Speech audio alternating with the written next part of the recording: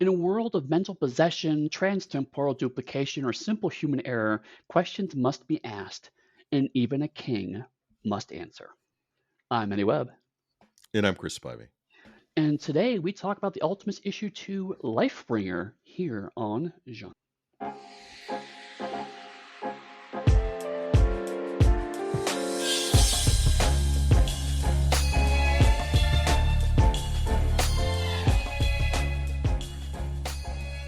Hello and welcome to Speechless, not genreless. I've gotten into the habit of calling it genreless, technically speechless, whatever, it's the same podcast you're listening to.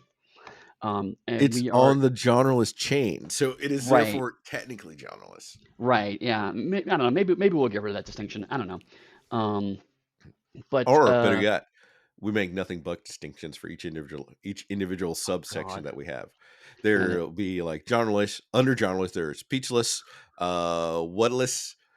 What else can they come up with us? And we keep wordless. going down as we do it. Uh, Oh, wordless would be um, great. It'd be us sitting here for 40 seconds not saying anything but sipping coffee and tea. oh, oh god, yeah, that'd be awesome actually. Um, no, we're here to talk about issue 2 of the Ultimates, which was the 2015 Ultimates. We talked about this last episode. I'm not going to go through it all again. Uh, but I want to reiterate, I am doing this issue to issue. So um, we ended the last issue with going, hey, we're going to talk to Galactus. I'm like, okay, cool. Now what? Where do you go from there? So Hey, Eddie, do you know yeah, when I read this issue? when you read it this morning? I read it mere moments before we jumped on the podcast. Are you Oh, noticing a geez. trend in how close I'm cutting my time these days? Oh my goodness. Well, I mean, at least you have the advantage if you have read this before, so you can kind of do like I did with my Hawkeye run, which is like flip through, go, oh yeah, I remember this bit, you know. Whereas me, I'm like I actually have to like pay attention and go, wait, what's going on? What's happening here? Which I'm not mad about. Yeah, I'm loving it, but it was still like I had to actually pay attention when I'm reading. As we're a little out of I said we, as I'm a little out of practice with the speechless arena because that is a subsection of genreless. I kind of Oh, sped I through know. Blue Marvel last time, but I'm not going to recap Blue Marvel this time.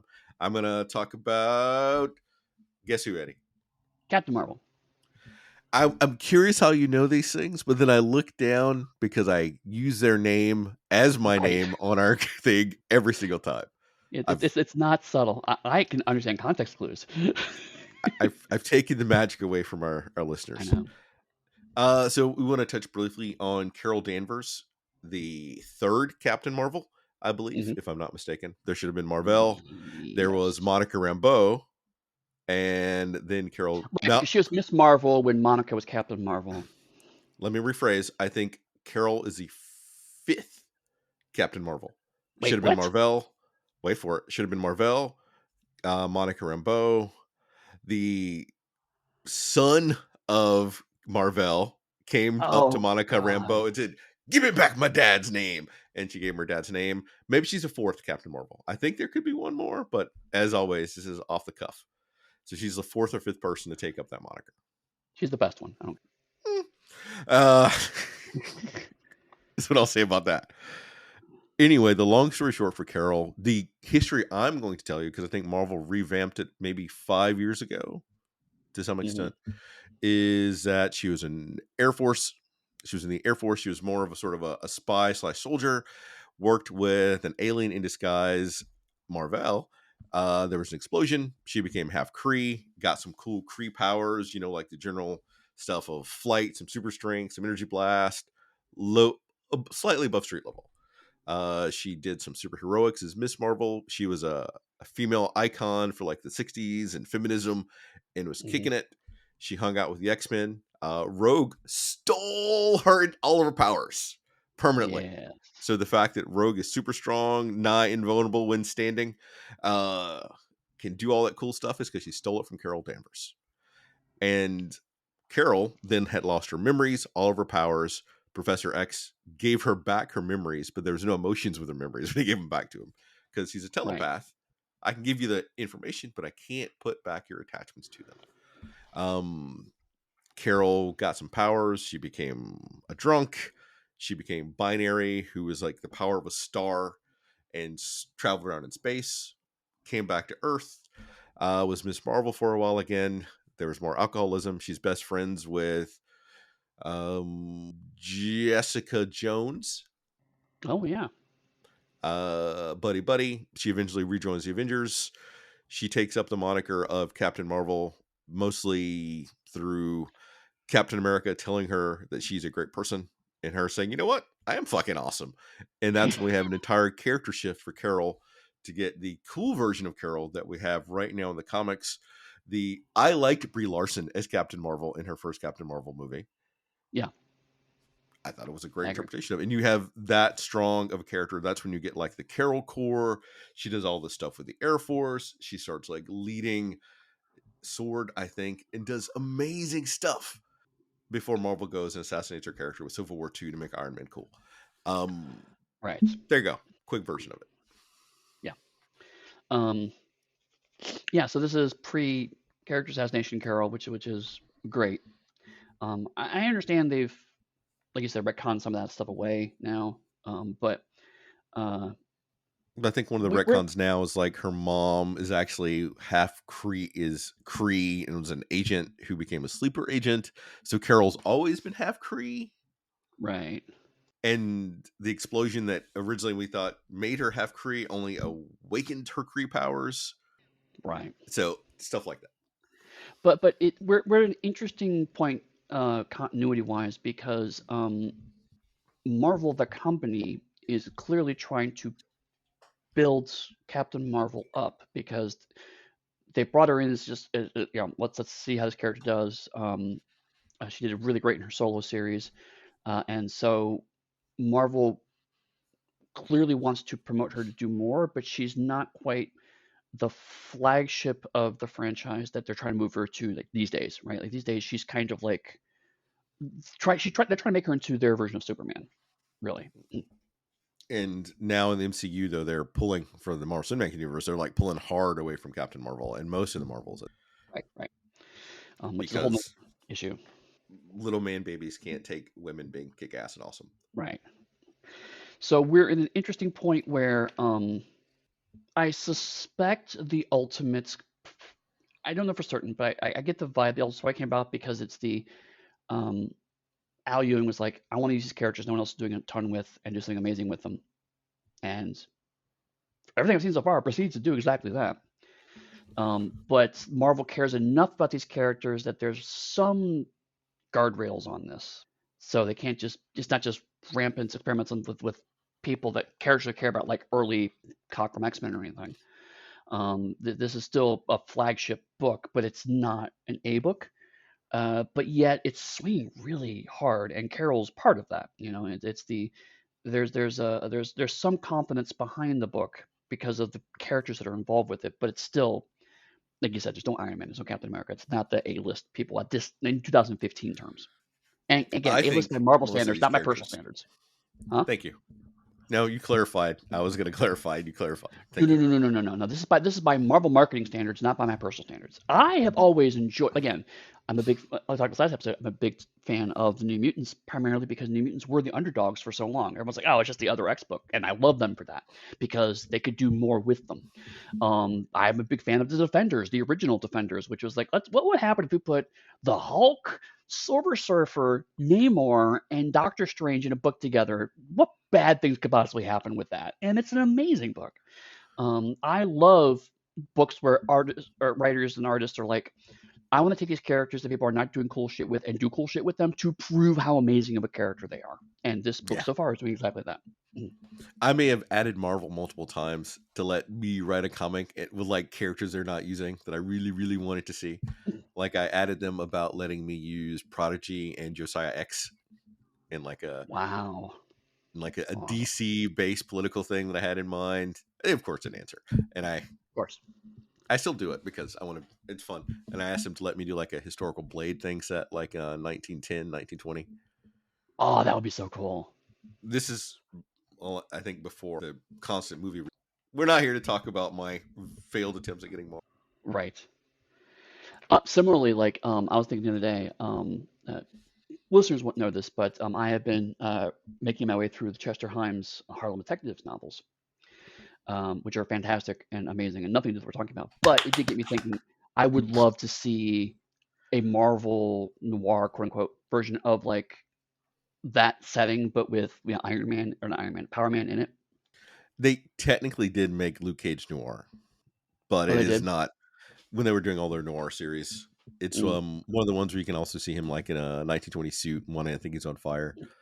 I can see mm, it's like four. It's a 4 comic book run, kind of how they did mm. the Spider-Man noir, the X-Men noir. Right, I remember those. Yeah. It was But not great, but the I, Chester I was Himes version of it would be kick ass. right, exactly. I'm saying, like I said, specifically the Chester Himes version of Harlem would be fantastic. Anyway, anything else before we dive into issue 2? Nah, I could make some jokes, but I'll let it go.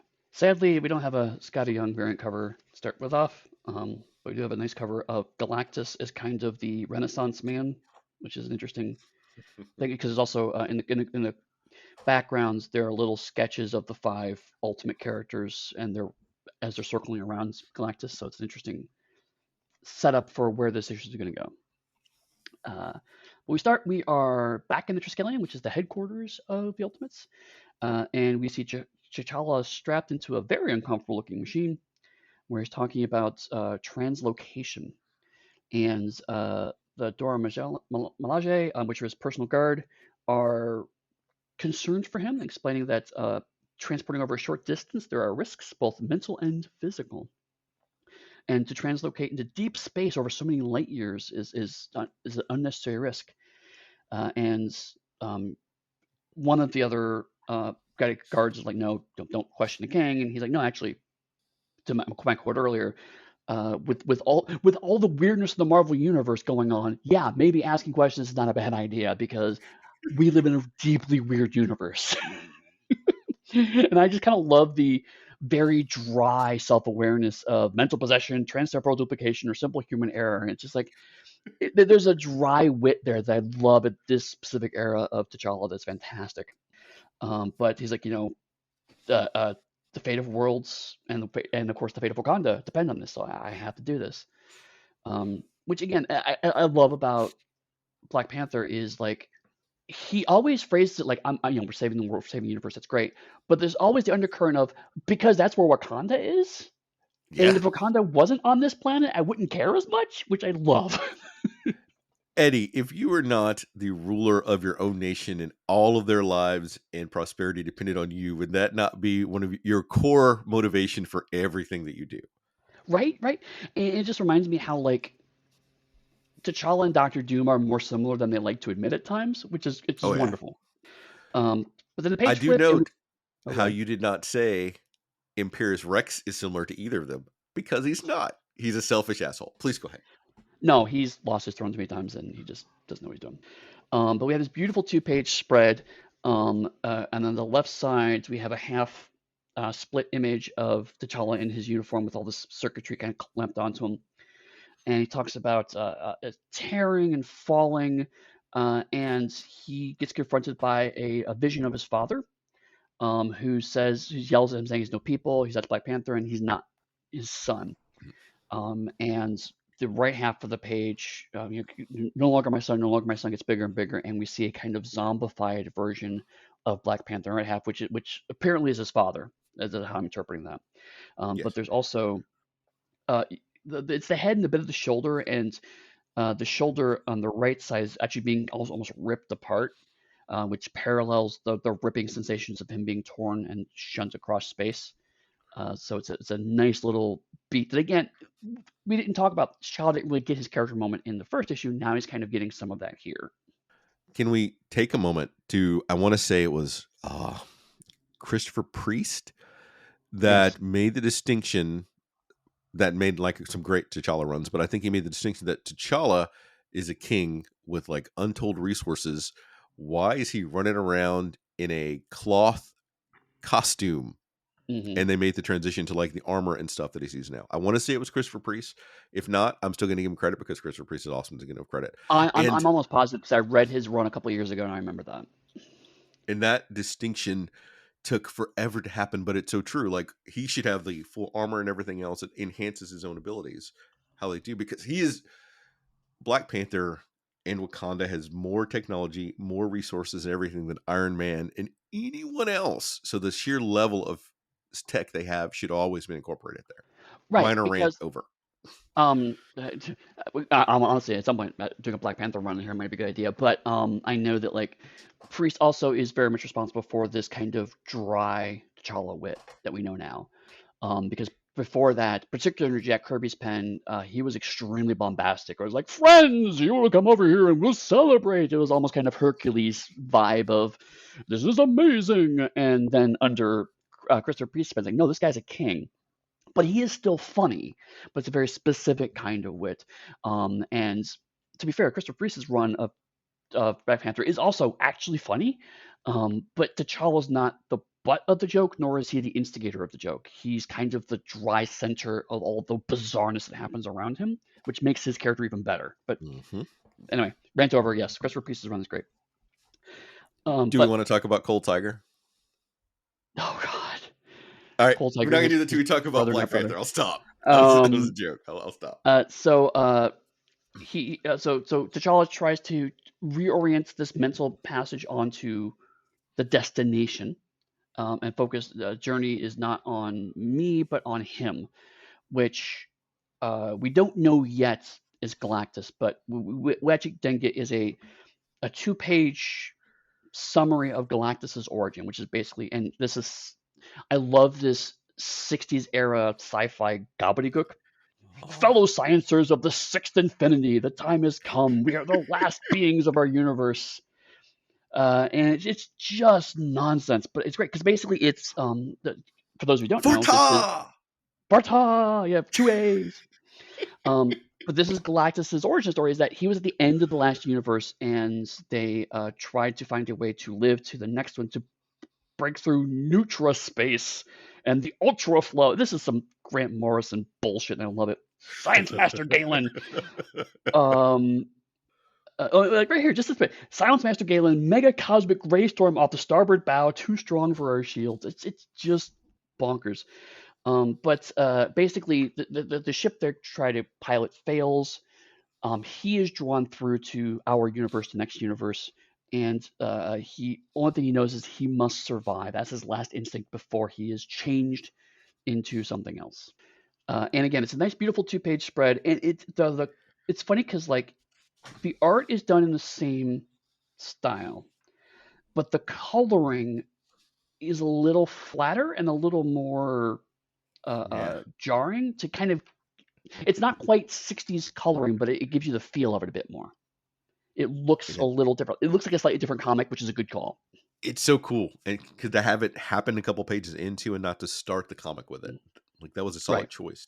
Especially because it contrasts the previous 2-page spread, which is much browns and blues and darker and feels more modern. And then a next spread, again, like there's a half uh, face of Galen here. So it parallels the previous spread very specifically because it's T'Challa going through this journey as well. But because the color changes, again, they still have the angular panels, so it's still very clearly in this Ultimates comic. But the color specifically really helps to sell this as a slightly older comic. And of course, you have all the Kirby roundels on the costume because reasons. Um, and the overly elaborate tech, which again is not quite Kirby tech, but there's nods to it. It's like you can see where this is inspired from. I really feel almost that we need to do a mini run about comic legends that never got their due. Kind of like Mhm. Kirby. Wow, I can't believe I forgot his name now. But the other creative genius behind Batman, the reason Batman is as amazing as it is. Oh, Bill Finger. Yes. Like we should do a Yeah, mini comic run about those people. yeah, maybe. Honestly, there's some interesting Batman eras I think to talk about too, because there's some great eras of Batman never get talked about. Um, anyway, so the next flip, again, the colors are now back to that amazing. It starts off orange and slowly fades to purple, and it's the second half of the origin story where everything dies except for Galactus. Um, so he coheres around him, and eventually uh, even though civilizations come and go, he hungers because he has to continue to survive. That is his overriding instinct to steal their life force. Um, but again, visually, it's nice because it draws from that very kind of bombastic 60s science fiction and brings it all down to there's one big heavy panel on the right hand page of just Galactus's face. It is deep purple, and it's so deep and shadowy that your eye is actually drawn to it from the previous page. Like Galactus is actually drawing your attention away from it. It's a great visual layout.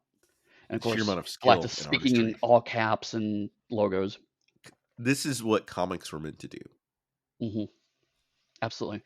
Um, this is it's funny. As much as we talked about being burned out about superhero comics, and to be fair, I was actually burned out on comics for a while. But when Chris let me do this, I remembered what I love about comics, partially because of these first two issues. Because you're right, this kind of visual stuff you can't really do in a different medium. The placement of panels, the placement of word bubbles, how things are organized, the way the colors work, nothing else does quite exactly this. And it's like, yes, this Hmm. is what I really love about comics in general and superhero comics specifically. Part of All right, so part of the reason that I really suggested this, like I read it when it first came out, and I've read it since then, is that there's an underlying premise to this book that touches on the same similar to Fantastic Four, and you Mm. mentioned it last time, is that Fantastic Four is meant to be explorers Yep. first, Hmm. and then explorers, family, superheroes. It's kind of how like their breakdown goes. Yep. And for the Ultimates, they're meant to be explorers, problem solvers, superheroes, and it has a similar ripple effect for it. And it comes through even as you're reading it, and seeing you be this excited about it lets me know I made a good call, and that assertion is Yeah. No. Absolutely. This definitely gives me vibes of what I love about Fantastic Four, I mean, which is understandable because a lot of the Marvel cosmic mythology kind of started there, so it makes sense they're going to call from that.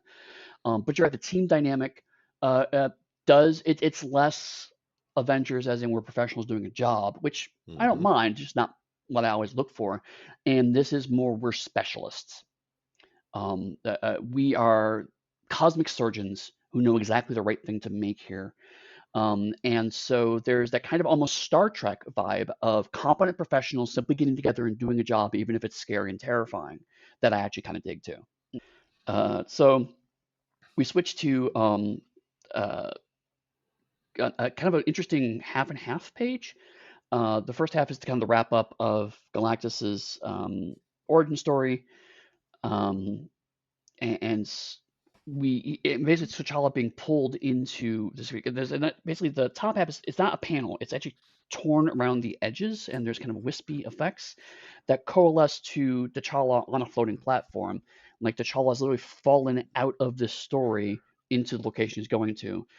Again, something that only comics can do because like the previous page I kind of skip over it, but like there's these wispy effects throughout all of the panels, but it gets bigger and bigger and bigger. It starts off straight up comic panels and slowly breaks down and breaks down and breaks down until finally it collapses into T'Challa as he manifests on this platform. It's a really good visual effect to show that he's traveling through not only space but also Galactus's memories. And for me, one of the things that I love about this panel is that in a lot of media they show someone being awesome and amazing by beating someone else. Yep. But to have Galactus and what we know of Galactus basically say, T'Challa of Wakanda to translocate into my home without suffering total conceptual collapse, it does you credit. To like a Right. universal power to acknowledge what a human has done gives you everything you need to know about that character if you didn't already have it. Right. Although it is immediately followed up, you may leave the same way. Which is also pretty badass. Yeah. It's like it's awesome you got here. I respect that. Now get the fuck off my lawn. Which makes sense because as a universal power, Galactus would not at all be intimidated by these little. Right. Um, and so we finally get Galactus's nameplate thing, which is Galactus the Great Devourer aboard his world ship Ta the Second. And there's T'Challa and Galactus talk again. This is we mentioned Star Trek earlier, Doctor Who. Like this is the kind of stuff I love. It's like two ideologies warring, and basically T'Challa and Galactus are both perfectly themselves in this conversation, which is great because T'Challa's point is, I came to you with a proposal. Why aren't you accepting it? I have all this knowledge. I'm this amazing king. And Galactus is correctly going, I am not a problem to be solved. I simply am. And so it's great to see these two, frankly, egotistical characters, but they're not punching. They're just trying to come to an understanding. And at least on this page, it is not going well. Although um, T'Challa can't help going through his CV. I have all the resources of a king, a universal ambassador, and an honorary watcher. I've exposed myself to your memory stores. And it's just like, now is not the time to brag, T'Challa. But he can't help it. He Wait, can't help it. no, no. Since we just recently showed Zora Ghostbusters, I want to come back to a very important point, Eddie. If Which is someone asks if you're a god, you always say yes. fair. He's essentially standing before a god and has to say, you know what? I can be a god too. Me. Right. So CV Fair. relevant. But it is again, like, it's just, I love T'Challa's arrogance compared to so many of the other similar characters in, because Tony's arrogance always comes across as overcompensating, and rightfully so. I think that's intentionally the character arc. Reed is so humble, it comes across as arrogance, and it's annoying in different ways. T'Challa just states these things like they're facts, and because they are facts, and they are facts that people should know. But T'Challa just want to make really sure you understand these facts are relevant right now, which is great. It's like, okay, yeah, okay, thank you. Okay, you're a king. I know, thank you. So we cut to one page. We're back on Morador 9, which is listed now as the final resting place of the incubator, currently being used to create a giant astral head for planetary domination. And that is a sentence that tells you a lot about this comic. Because yes, we're going to have super interesting conversations between ideologies, but also it's about punching a giant space head that's also secretly the police. And so we have Monica and America who are dealing with this. And again, I love these comments. Like, Monica's listed as pure energy in human form.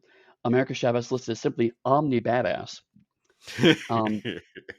And where she says basically, and she's like, how are things on your end? And America goes, I punched his astral head into non-existence. But I Oh, mean, I to your love it. earlier point from last issue, this is basically just one big page with a bunch of small inset panels scattered through it. So this entire combat happens on this page and kind of in the margins of this big image. Because to your point, we're talking a power level where these fights don't narratively matter. They're interesting to kind of give some texture and rhythm to the story, and because they're superhero comics. But just one page of this fight, and we're back to the talk with Galactus and T'Challa. But I think part of that is because we need something for Monica and America to do. They're Right, both great characters, but for the conversation and debate with Galactus, that is not something I think they would be best suited to do compared to Adam, Carol, and T'Challa. right, Like, those three are technically T'Challa, and then the other two are who you want to have in that debate. right, right. Um, so we go back to Galactus. Again, some of this dialogue. Alan Ewing has great dialogue. The audacity of you, a mayfly, addressing a star as if it were an equal. The particulars of my birth do not concern you, mayfly. Fly away. And then T'Challa just stepping right up to the bombast. Your incubator, your egg escaped Archipelago's lessened gravity, Galactus, after you destroyed that planet. It drifted through space. It found a new home, still intact. I am full of power, and yet in all your hunger you do not consume it. I find that indicative. Just like he, Shala has no time for your purple majesty bullshit. I love it. Who else on the team could have done that? Right, and again, the other thing is like everyone has their role on the team, which is Blue Marvel brings the science stuff, and Captain Marvel brings the piloting and the piloting, and T'Challa brings the arrogance. That is his role on the team. Cosmic level arrogance. Oh, I love it. But then we have a quick panel of Blue Marvel and Captain Marvel are detained. They're in little kind of floaty cubicle things, but they don't seem to be concerned. And Galactus is like, that's enough. I'm done with your nonsense. This is who I am. We have, again, 2-page spread of a bunch of jumbled panels. And T'Challa's just like, well, agree to disagree. Literally, is what he says. We'll agree to disagree, look behind you. And then this is where America and Monica come back in. Uh, and they basically bring the remains of the head, and they talk about how this was being used to oppress billions of innocent people. You need to take better care of your stuff. Um, and so now we have all of the we tie those two stories together, which is that basically the thing that they were fighting was something that Galactus left behind, and he talks about how it's a relic of his past, and like, I don't care about that, but America's like, uh, uh, you need to confront this. And then while she's talking, America has used her starburst to pull both of the Marvels out of their respective cages so that they can attack Galactus. And so we have another, again, like, this is almost all entirely, well, not entire 2-page spreads, but a huge chunk of the fight with Galactus is all told in 2-page spreads, which, again, a nice point It's of physicality for the book. and the artwork is stunning, and the Yeah. color is exceptional because they're all. If you even look as all three of them blast him, each of the blasts is a different color. It's drawn somewhat differently, and it highlights how they're all separate, and but they have a similar powers and some incredibly well done.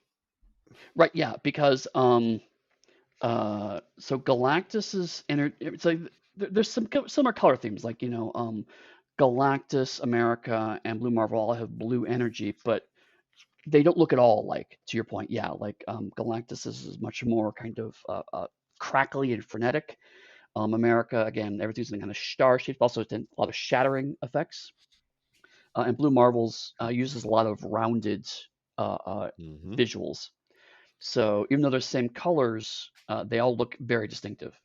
And when you get Captain Marvel, Blue Marvel, and Spectrum all blasting Galactus at the same time, all their energy beams are different too. So it's Yep. very nice little touches that you don't necessarily register, but they can. Right.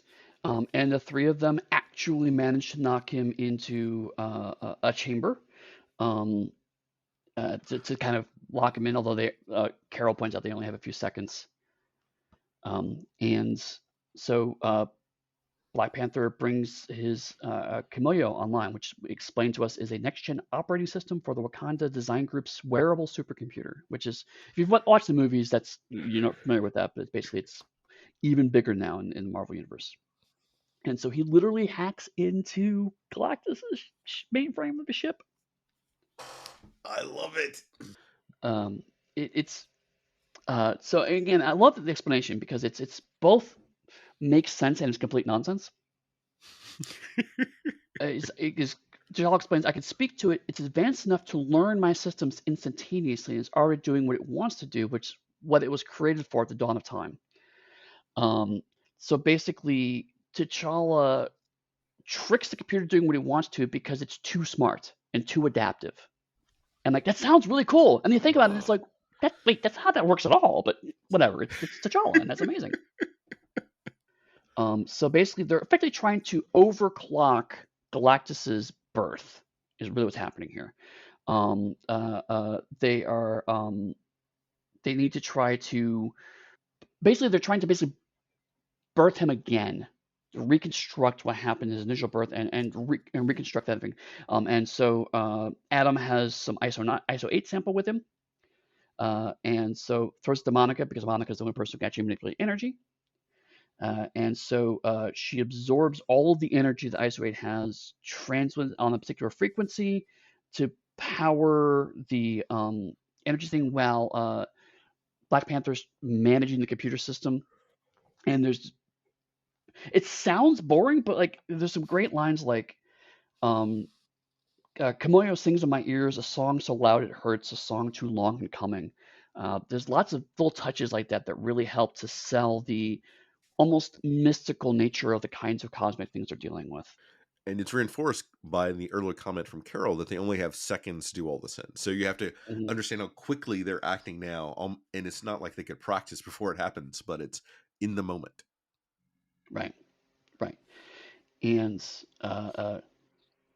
um, again, like visually, there's a nice panel of Monica moving from left to right across the two-page spread. Again, these are all stacked panels, and she's turning into energy. So like most of the left page is just blue energy or yellow and blue energy until she coalesces in the right hand of the page. But also separately, she has yellow energy signatures, but there's a blue energy bolt, which is the kind of from the ISO 8 and also from Blue Marvel. And so she's we see another shot of the blue energy going to Monica, and so the blue energy turns to kind of more of a bluish yellow, like it's blending the colors together to Mhm. show that she's synthesizing that energy.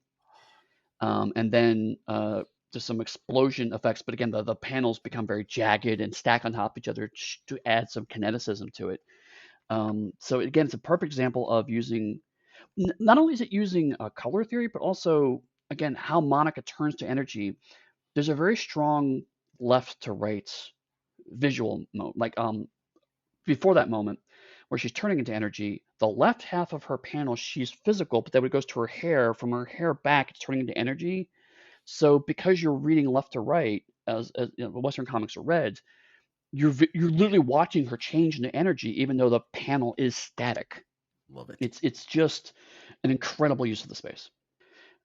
So then everything turns to white. Uh, T'Challa mentions that he sees a glimpse of the impossible while he's hacked into the computer system, which is also hacked into Galactus. And then everything turns, it quickly turns to monochrome. There's lots of, the characters are still in full color, but like the background's a slate gray, the bottoms are gray and black with hints of blue. And you get And it's, oh god. from Blue Marvel saying something new is born, Carol. Let's Mm, hope it's something good. So they don't even know if the outcome of what they're going to do is going to be good, but they had a theory and they executed it, which goes back to making all of that awesome fighting and everything else come back to science and the problem. right. And what's fascinating to me is we're two pages from the end, so I can say this now. Um, Blue Marvel has been in this for two issues, very prominently in two issues, and his superpowers have been extremely useful. But with the exception of from implication in issue one, he hasn't really thrown a punch. Actually, no, I take it back. He's Mm-hmm. not thrown a punch. He's shot No, people. He's shot one guy with one blue beam, and that's it. blasted Carol. Well, right. Yes, technically, but I mean that was friendly fire and intentional. Um, but like his role in the team, like I said before, he has kind of the Superman power suite in a lot of ways, but that's not his what he's needed on the team for. He's he's a very vital part of this team. He's filling a very specific role. Again, Carol, her knowledge of tactics is relevant here. Monica's knowledge of energy is relevant here. America's at this point still kind of the transport, but I feel like there's more happening on the underpinnings there. Everyone clearly has a role on this team, so it doesn't feel like here's a grab bag of characters. It feels like this is a team that was pulled together for us specifically to do whatever this is with Galactus. And so we go to the next page. Again, we have more T'Challa call out boxes where he talks about dreaming about Archeopola, or yeah, the planet, whatever.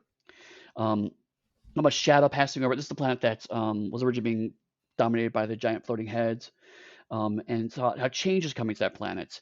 New growth bursting through dead rock, and dreaming of life. And so we see like these strange alien plants coming up through the rock. Water appears, a little bit of green on the edges to imply grass or moss or the like. And then the final page flip is that what's happening is we actually see Galactus is pouring yellow energy into that planet as it's kind of moving from again left to right, where the left half is kind of greenish and the right half is barren. So he's the one bringing life to that planet, but he is now, instead of his purple and blacks, he is now in a gold and white color scheme. And at the very end, Marvel Comics presents the Ultimates in Lifebringer, just implying Lifebringer is this person that Galactus has been reinvented to be. Love it. Oh, And again, like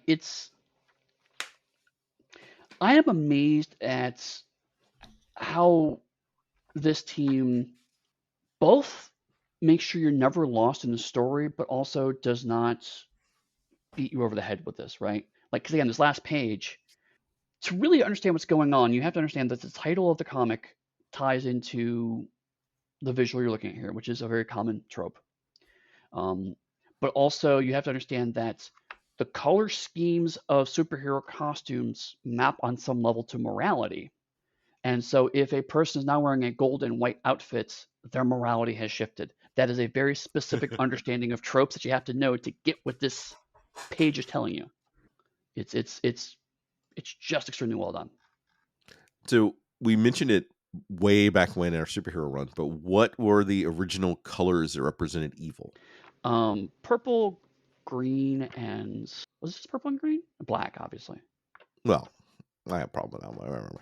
Well, I'm not saying it's like it's bad, it's problematic, but I know, but to the point though is that when you think about it, Galactus has always been purple. So you have that right, evil representation, and then that color shift here is telling that same story that started the '60s or whatever it is for the comic book storytelling of using that color palette.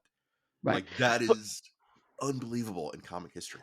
and what's great about this version is that you don't have to know that history to get it right because, like I talked about earlier, when they were confronting Galactus, there was a lot, particularly when T'Challa was going through a story.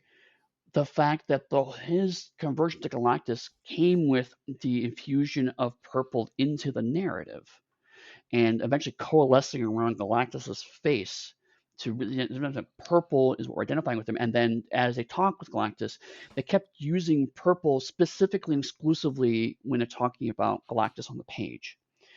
So there's purple backgrounds, and then when he gets put in rebirth, it all washes out, and now we end up with yellow. So even if you're not familiar with that, you're instinctively through the color going, "Oh, this color change means something," and I see now it's being applied to what's visually the same character, but now something different has happened. All right, Eddie, we're at the end of the Yep. second issue. What do you think? What's your hot take right now? I'm still really enjoying it. I've not read any further on again as the my self-imposed mandate for this. So I don't know what happens next. Um, the one thing I'm really liking is that this was written in 2015, so it has all of the benefits of modern storytelling in terms of art and visuals and concise writing, but it is written in a slightly older style in the sense that each issue kind of hangs separate so far. A lot of modern comics are what we sometimes derisively call writing for the trade, where basically each individual issue is really just a chapter in a 5 or 6 chapter story that ultimately is collected, and the story isn't really cohesive until it's collected in that format. Even though I am reading it in trade, each issue does feel like it's of a piece. Particularly right now, so far, there's the establishment of there's going to be a splash page at the end, which is going to be the major twist, and also the summation of that issue with the title card kind of playing into that reveal.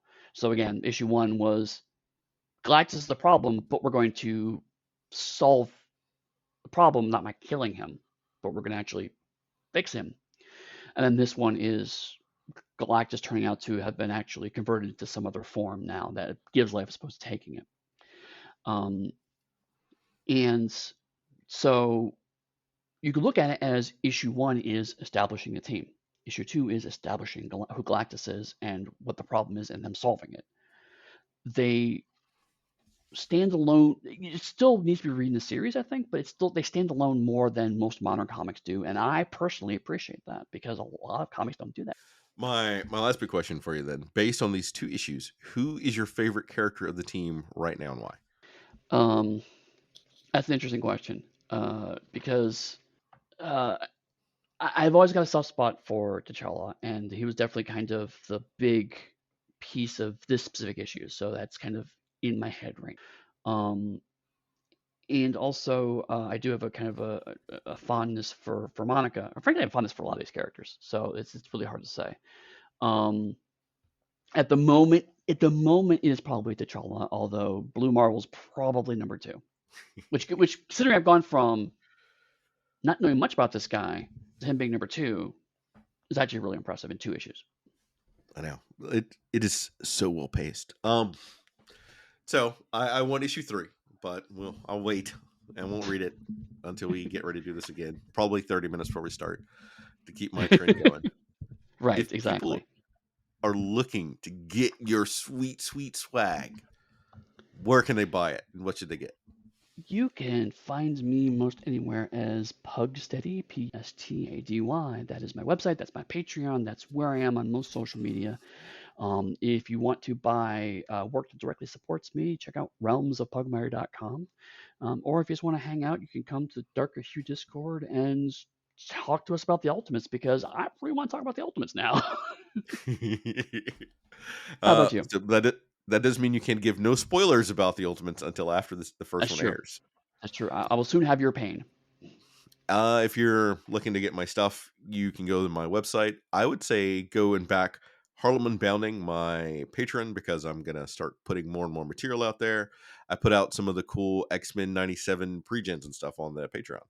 Otherwise, Yeah, you can find me in the Discord. awesome. So with that, I hope you've been enjoying this so far, and we will see you next week for issue 3 of the Ultimates. See you then.